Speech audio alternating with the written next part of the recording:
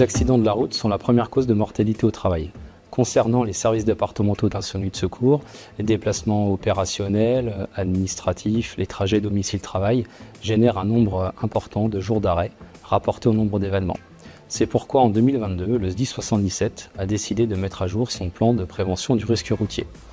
Ceci afin de réduire le nombre et la gravité des accidents et pallier l'augmentation du coût du contrat assurantiel dans les années futures.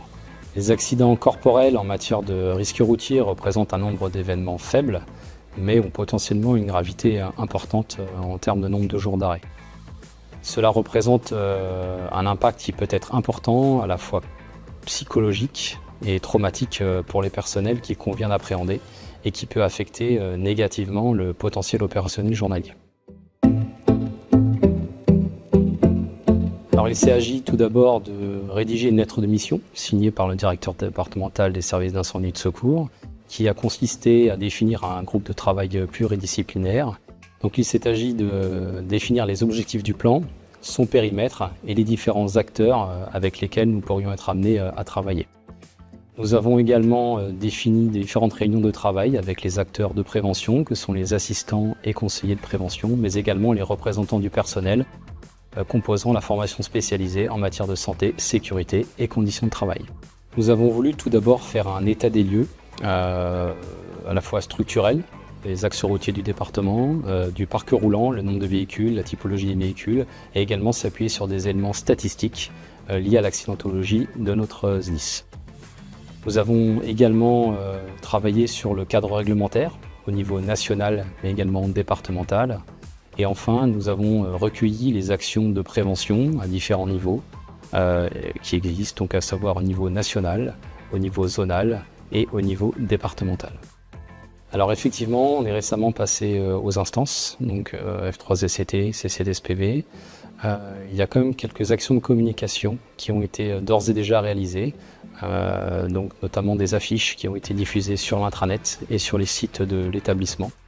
Ces affiches ont apporté un nouveau regard des personnels sur les accidents, notamment le fait de préciser que nous avons un accident tous les 2 jours. Voilà, en termes de statistiques, c'est un élément qui parle et qui marque des fois plus que un volume global d'accidents.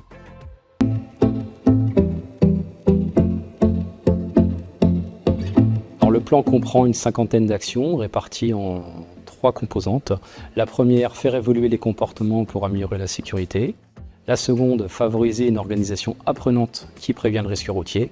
Et enfin la troisième, donc déployer des solutions techniques axées sur la sécurité. Les principales actions donc, consistent à réaliser des campagnes de communication sous forme d'affiches, sous forme de vidéos à destination des personnels.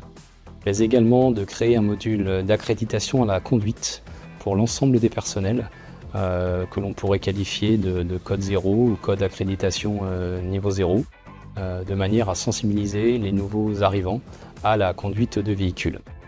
Nous avons également identifié le besoin de rédiger un document cadre qui regroupe l'ensemble des éléments liés à la sécurité en général lors de la conduite, afin d'apporter ces informations à l'ensemble de nos personnels.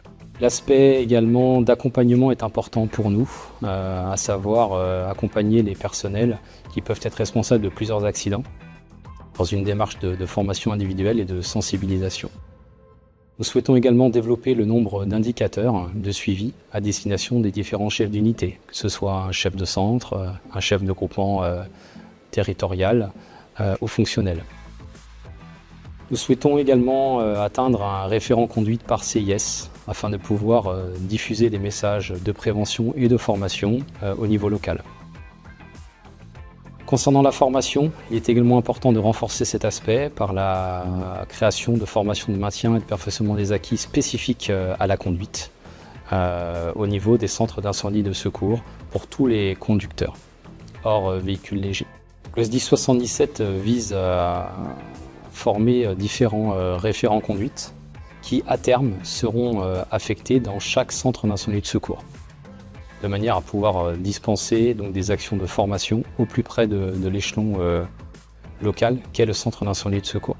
Nous avons également envisagé donc, de créer une commission départementale de suivi de l'accidentologie routière, de manière à pouvoir s'appuyer sur les moyens de prévention locaux, les capitaliser, les regrouper et en faire profiter l'ensemble de l'établissement.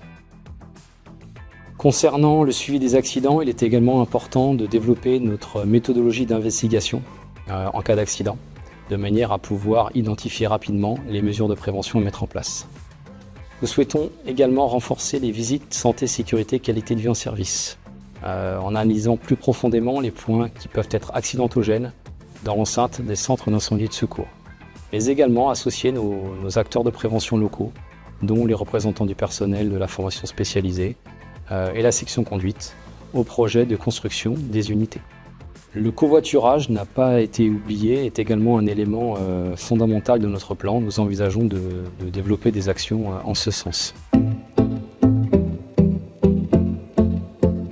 Effectivement, donc, il faut voir la mobilité douce sous deux parties. Donc, une partie qui concerne l'usage des sapeurs-pompiers, à savoir qu'ils peuvent être amenés à se rendre dans leur centre d'incendie et de secours en utilisant des trottinettes, des vélos ou autres types de mobilité douce. Ce qui peut poser des problèmes en termes de recharge en CIS. Donc des bonnes pratiques liées à la charge des batteries doivent être intégrées à la réflexion de notre PPRR. Et également une partie concernant les risques inhérents à l'utilisation de ces mobilités par les usagers, car il subsiste un risque lors du départ en intervention de par le fait de l'augmentation de vecteurs potentiels sur le site de l'espace public. Pour l'instant, les PATS ne disposent pas de formation à ce titre, mais effectivement, une action est envisagée dans le plan pour les sensibiliser aux risques inhérents à la conduite par le biais de formations type code 0 ou code accréditation niveau 1. Ces formations pourraient être couplées aux journées d'accueil des nouveaux arrivants, par exemple. Alors, les actions effectivement de prévention du risque de suraccident sont intégrées seront intégrées plutôt à ces actions de formation code 0.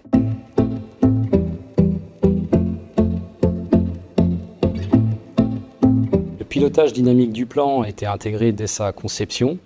Nous avons rapidement identifié le besoin de disposer d'indicateurs de suivi statistique pertinents à destination des chefs d'unité, comme je vous l'ai dit précédemment. Il est également important de se laisser la possibilité de déroger aux délais qui ont été fixés initialement, à savoir les rallonger ou les raccourcir en fonction de l'actualité, se laisser la possibilité d'ajouter de nouvelles actions qui n'auraient pas été pensées dès le départ, et puis de modifier le contenu de nos actions de sensibilisation et de formation en fonction de l'actualité. Nous avons également jugé important de rendre transparent le plan, afin qu'il soit accessible au plus grand nombre, notamment sur notre espace intranet, de manière à ce que l'ensemble des personnels de l'établissement puissent avoir connaissance de l'avancée des différentes actions. Le suivi du plan de prévention de secours routier est à ce point important que nous avons envisagé de créer un poste dédié spécifiquement au suivi du plan. Nous envisageons également de réaliser un calendrier de suivi trimestriel des actions.